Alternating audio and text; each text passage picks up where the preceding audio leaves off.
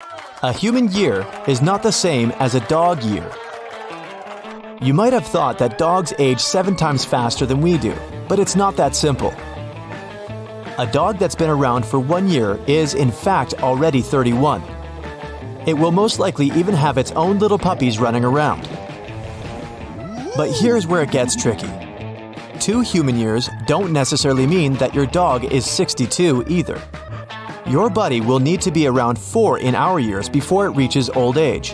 A 4-year-old dog will be 50, but a 7-year-old dog will be 62, and an 8-year-old dog will only be 64. So, they age faster, but also slower and slower as time passes by. The next time you're celebrating your best bud's birthday, be sure to put lots of candles on the cake and buy even more presents than you normally would. A common misconception is that dogs are colorblind. They're not, but they don't see color exactly as we do. They have trouble distinguishing between their reds and greens. It all just looks like a mash of gray, brown, blue, and even yellowy tones. That's because their eyes lack one of 3 photoreceptors needed to perceive colors fully. You can't teach an old dog new tricks. Wrong. Because of their old age, they might need more persistence from you, but it's not impossible. The key here is to be as positive as you can. If you see they're not feeling up to it right now, that's okay. Let them rest, and in a little bit, you can pick the training session back up. Reward still needs to be a big part of the whole ordeal. After Max successfully speaks, give it its favorite biscuit. Then, it'll speak on command whenever you ask it to. That dog has shoes on. They might seem unnecessary, but today the weather's 90 degrees outside. Imagine walking with your bare feet on asphalt during this heat. You'd feel like you're stepping on lava, and so would your pup. Some dogs are better equipped to handle different weather conditions, but dog shoes can prevent your little buddy from harming its paws. It's the same during winter. When it's freezing cold, you wouldn't just walk around without a jacket on, so make sure your buddy is warm too. Dogs with a lot of fur don't need to get their hair cut to feel lighter. They have what's called an undercoat. In winter, it gets thicker, which gives your buddy an extra layer of protection from the cold.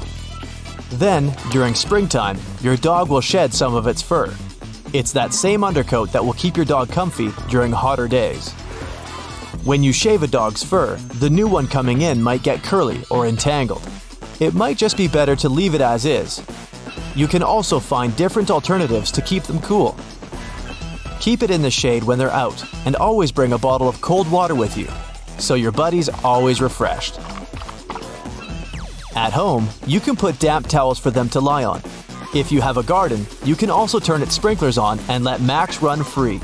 It'll exercise and have lots of fun. Not all dogs are great swimmers, but all dogs love swimming. If yours can't swim all that well, it might be because it has a bulky chest and a large flat head. In fact, it might not even be able to stay afloat. Get it a swimming vest designed especially for dogs. Some people might say a slightly open window is enough to keep a dog in the car. This isn't true, because after spending just a few minutes in a heated or cold car might mean severe health implications for your best friend. Some states even let you let a dog out of the car if you see it in there, to let it breathe. If your dog can't stand mail carriers, it might be because it's trying to protect you.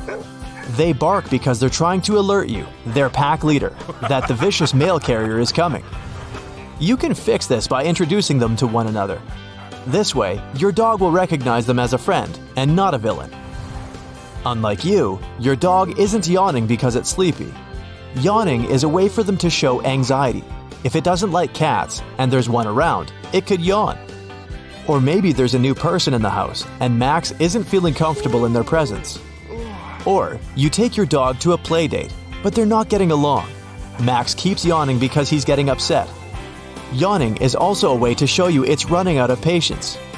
It might be time for both of you to leave. Dogs eat grass when they're sick, but this isn't always the case. Catching your dog eating grass when you've been talking to your friend for way longer than you should have probably means it's just bored. They do it to be rebellious too, or just because it's fun. It won't be a problem if the grass isn't treated. Either way, just make sure it doesn't eat too much of it. Otherwise, head out to the vet. Even a little bit of chocolate is poisonous for your pup and should be kept hidden away at all times. This includes cocoa powder and baker's chocolate. This applies to cats too. If you suspect that your pet has eaten a large amount of chocolate, take it to the vet's office immediately. Well-trained dogs will do what they're supposed to and obey commands, but don't think they'll never bite you. It can act out of emotion. Imagine your dog scared. You've put it in an uncomfortable situation with lots of new faces. This has been going on for a while, and Max isn't able to control his emotions anymore. So, a new person tries to reach it to give it a pet and gets punished. Nothing harsh, but it was unexpected. Maybe it felt like it needed to be defensive. Thinking they're protecting and guarding you is another reason why a dog might bite. Or if they're feeling too intimidated by whoever it might be.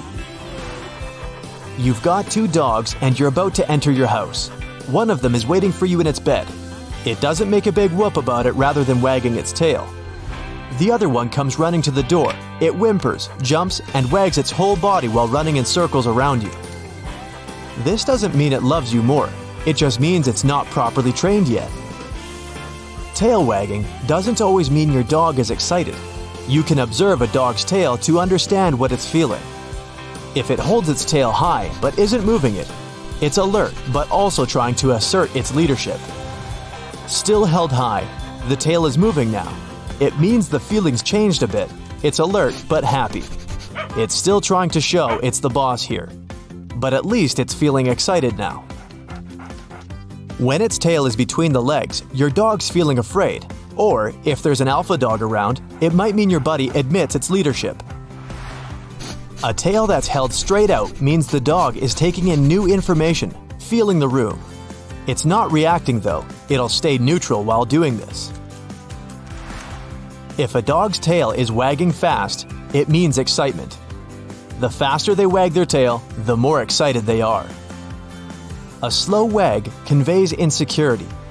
It might be because of another dog or person. Now, imagine your dog is wagging its entire body. You even see its hips wagging. This means it's friendly.